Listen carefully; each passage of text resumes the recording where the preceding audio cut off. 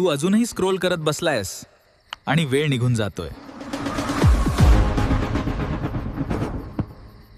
आणि एक माणूस होता जो दिवसाचे 18 तास अभ्यास करून फक्त स्वतःचं नाही तर संपूर्ण देशाचं भविष्य बदलून गेला. नाव आहे बाबासाहेब.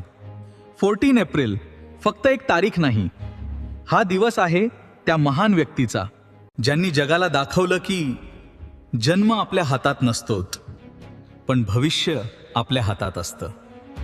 बाबासाहेब आंबेडकर हे फक्त नाव नाही, तो एक विचार आहेत, एक प्रेरणा आहेत, एक क्रांती आहे.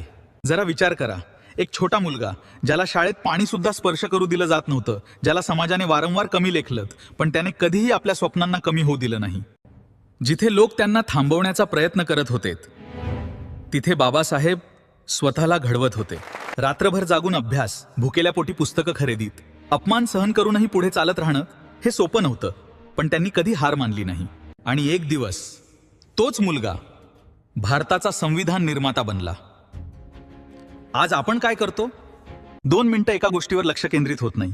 मोबाईल हातात आला की वेळ कधी निघून जातो कळतही नाही. आपल्याला मोटिवेशन पाहिजेत, शॉर्टकट पाहिजेत, इन्स्टंट रिझल्ट पाहिजे. पण बाबासाहेबांनी आपल्याला खूप सोपा मार्ग दाखवला आहे. शिका, संघटित रहा, संघर्ष करा. फक्त शब्द नाहीत,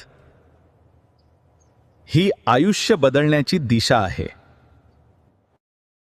बाबासाहेबांनी फक्त संविधान लिहिलं नाही, त्यांनी लाखो लोकांना स्वाभिमानाने जगायला शिकवलं.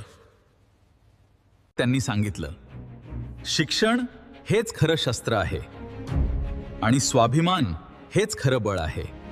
आज प्रश्न हा नाही की तुमच्या आयुष्यात समस्या आहेत का, प्रश्न हा आहे की तुम्ही त्यांच्यासमोर थांबणार आहात की पुढे जाणार आहे. जर बाबासाहेब इतक्या अडचणी, अपमान आणि संघर्ष असूनही थांबले नाहीत, तर आपण का थांबायचं? आज निर्णय घ्या. स्क्रोलिंग कमी, शिक्षण जास्त, सब्बी बंद, कृती सुरू, शंका बंद, स्वाभिमान सुरू. या 14 एप्रिलला बाबासाहेबांना फक्त स्टेटसमध्ये ठेवू नका, त्यांचे विचार आपल्या आयुष्यात आणा. पोस्ट करणं सोपं आहे, पण विचार जगणं महत्त्वाचं आहे. बाबासाहेबांना खरी श्रद्धांजली तेव्हाच असेल जेव्हा आपण आपल्या आयुष्याला बदलण्याचा निर्णय घेऊ, जेव्हा आपण शिक्षणाला गंभीरपणे घेऊ, जेव्हा आपण स्वतःला कमी समजणं थांबवू. लक्षात ठेवा, तुमचा जन्म तुमची ओळख ठरवत नाही. तुमची मेहनत, तुमचा दृष्टिकोन आणि तुमचा संघर्ष तुमची खरी ओळख तयार करतो. म्हणून उठा, शिका, लढा आणि स्वतःचा एक नवा इतिहास घडवा. जय भीम. संविधानाचा विजय असो.